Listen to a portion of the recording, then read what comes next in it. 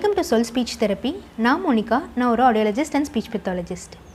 Okay, so போன video பார்த்தீங்க அப்படின்னா பச்சிளங்குழந்தைகளுக்குரிய காது பரிசோதனை அதை பற்றி தான் நான் எக்ஸ்பிளைன் பண்ணியிருந்தேன். ஸோ எப்போ பண்ணணும், அது எதுக்காக நம்ம பண்ணுறோம் அப்படிங்கிறத பற்றி நம்ம எக்ஸ்பிளைன் பண்ணியிருந்தேன். அண்ட் ஆல்சோ ரிசல்ட் எப்படி இருக்கும், அதாவது பாஸ்னா என்ன, ஃபெயில்னா என்ன அப்படிங்கிறத பற்றி நான் தெளிவாக விளக்கியிருந்தேன். ஸோ நீங்கள் இன்னும் அது பார்க்கலன்னா அது இங்கே ஐ பட்டனில் இருக்கும். ஸோ அதை நீங்கள் போய் நீங்கள் பார்த்துக்கலாம். ஸோ இந்த வீடியோ எதுக்கு அப்படிங்கிறது பார்த்தீங்கன்னா, அதாவது அந்த டெஸ்டிங்க்கு போகும்போது சில பேர் டெஸ்டிங் போனால் ரொம்ப லேட் ஆகுது, இன்றைக்கி பண்ணவே முடியல, திருப்பி நாளைக்கு வர சொன்னாங்க, அந்த மாதிரிலாம் பேரண்ட்ஸ் சில பேர் கஷ்டப்பட்டிருப்பீங்க. ஸோ இந்த வீடியோ நீங்கள் எப்படி குழந்தைங்கள ப்ரிப்பேர் பண்ணணும், அதாவது போன உடனே டெஸ்டிங் பண்ணிவிட்டு வந்துடலாம், இல்லைனா போன கொஞ்ச நேரத்தில் நீங்கள் டெஸ்டிங் பண்ணிவிட்டு வந்துடலாம் அப்படிங்கிறதுக்கு குழந்தைய எப்படி நீங்கள் ப்ரிப்பேர் பண்ணணும் அப்படிங்கிறத பற்றி தான் இந்த வீடியோ. ஸோ இந்த வீடியோவும் முழுசாக நீங்கள் பாருங்கள். ஸோ இந்த new born hearing screening test ஒரு சின்ன, அதாவது கொஞ்சம் சத்தம் இருந்தாலும் நம்மளுக்கு பண்ண முடியாது, இல்லை அசைஞ்சிக்கிட்டு இருந்தாலும் நம்மளுக்கு பண்ண முடியும். ஸோ அதனால் குழந்தைங்கள் ஒன்றா தூங்கிட்டு இருக்கணும், இல்லைன்னா அமைதியாக இருக்கணும். ஸோ அது அப்படி இருந்தால் மட்டும்தான் நம்ம இந்த டெஸ்ட்டு பண்ண முடியும்.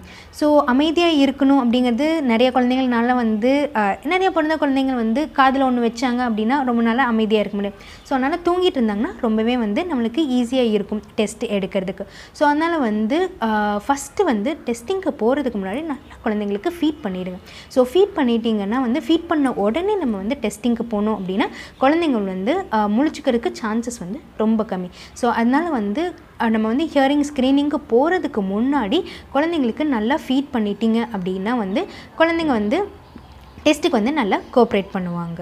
நெக்ஸ்ட்டு, ஸோ ஃபீட் பண்ணியும் அன்றைக்கி தூங்கலை அப்படின்னு சொன்னாங்கன்னா நீங்கள் நல்லா அவங்கள கையில் வச்சுட்டு எந்த பொசிஷனில் இருந்தால் அவங்க தூங்குவாங்களோ, இல்லை நல்லா ராக் பண்ணிவிட்டு எப்படி இது பண்ணால் தூங்க வைக்க முடியுமோ அந்த மாதிரி நீங்கள் தூங்க வைக்க ட்ரை பண்ணலாம்.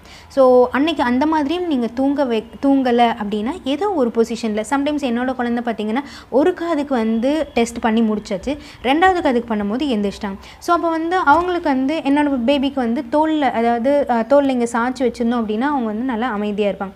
ஸோ அந்த மாதிரி அந்த பொசிஷனில் ஏதோ ஒரு பொசிஷனில் அமைதியாக இருப்பாங்க, அதை தூங்கலைன்னாலும் அந்த பொசிஷனில் கோஆப்ரேட் பண்ணுவாங்க அப்படிங்கிறது தெரிஞ்சுன்னா நீங்கள் அந்த பொசிஷனில் நீங்கள் வச்சுக்கலாம் டெஸ்டிங் அப்போ. ஸோ இந்த மாதிரி இந்த பொசிஷன் சேஞ்ச்லாம் பண்ணிங்கன்னா குழந்தைங்க டெஸ்டிங்க்கு நல்லா கோஆப்ரேட் பண்ணுவாங்க. நெக்ஸ்ட்டு, சில டைம் தூங்கிட்டு இருந்தாலுமே அந்த ப்ரோபை காதில் வச்சோடனே சம்டைம்ஸ் எந்திரிச்சிடுவாங்க. ஸோ அப்போயும் நீங்கள் அந்த ராக் பண்ணலாம், இல்லை எந்த பொசிஷனில் வச்சா அவங்க கோஆப்ரேட் பண்ணுவாங்களோ அந்த பொசிஷனில் நீங்கள் வச்சுக்கலாம். நெக்ஸ்ட்டு அந்த ப்ரோப் வச்ச உடனே எந்திரிச்சிக்கிறாங்க, தூங்கிட்டு இருந்தாலுமே எந்திரிச்சிக்கிறாங்க, எந்த பொசிஷன்லேயும் செட் ஆகலை அப்படின்னு சொன்னோன்னா நீங்கள் டெஸ்டிங்க்கு போகிறதுக்கு முன்னாடி நீங்கள் உங்கள் விரலை காதுக்குள்ளே வச்சு இந்த மாதிரி நீங்கள் கூசி கொடுத்துக்கிட்டே இருந்தீங்கன்னா அவங்களுக்கு ஏதோ இருக்குன்னு சென்சிட்டைஸ் ஆயிடுவாங்க. அங்கே ஏதாச்சும் ஒரு பொருள் அந்த இடத்துக்கு இருக்கும் அப்படிங்கிறதுக்கு அவங்க பழகிக்குவாங்க.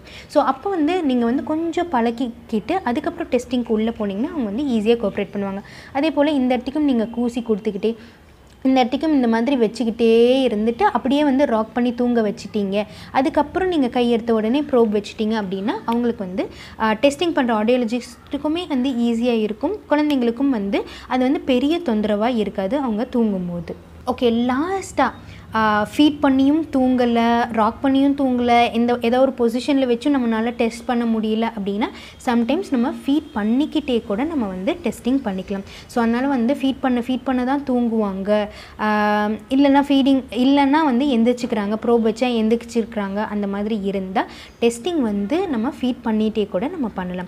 ஸோ ஃபீட் பண்ண டெஸ்டிங் பண்ண கோஆப்ரேட் பண்ணுறாங்கன்னா அதுவும் நம்ம பண்ணிக்கலாம். ஓகே, லாஸ்ட்டாக நீங்கள் அப்பாயின்மெண்ட் வாங்குறதோ இல்லை டெஸ்டிங்க்கு எந்த டைமிங் உங்களுக்கு ப்ரிஃபர் டைமிங் அப்படிங்கிறது கேட்டாங்க அப்படின்னா குழந்தைங்க எந்த டைமுக்கு தூங்குவாங்களோ அந்த டைம், அதாவது டிஸ்சார்ஜுக்கு முன்னாடியே நீங்கள் பண்ணிட்டீங்க அப்படின்னா மோஸ்ட்லி எல்லா நேரமும் குழந்தைங்க தூங்கிட்டு தான் இருப்பாங்க.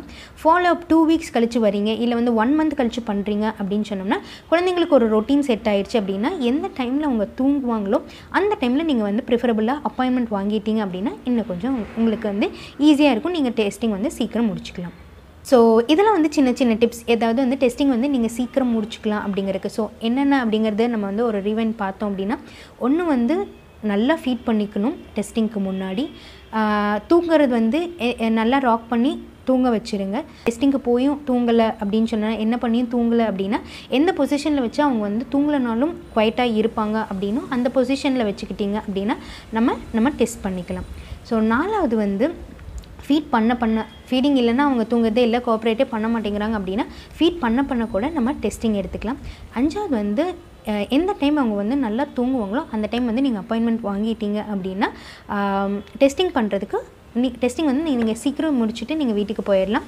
குழந்தைங்களுக்கும் வந்து ரொம்ப பெரிய டிஸ்டர்பன்ஸாக இருக்காது. இந்த வீடியோ நிறைய பேருக்கு யூஸ்ஃபுல்லாக இருந்திருக்கும்னு நினைக்கிறேன். இன்னும் யாருக்கு யூஸ்ஃபுல்லாக இருக்கும்னு நினைக்கிறீங்களோ அவங்களுக்கு ஷேர் பண்ணுங்கள். இதே போல் இன்னொரு வீடியோவில் சந்திப்போம். நன்றி.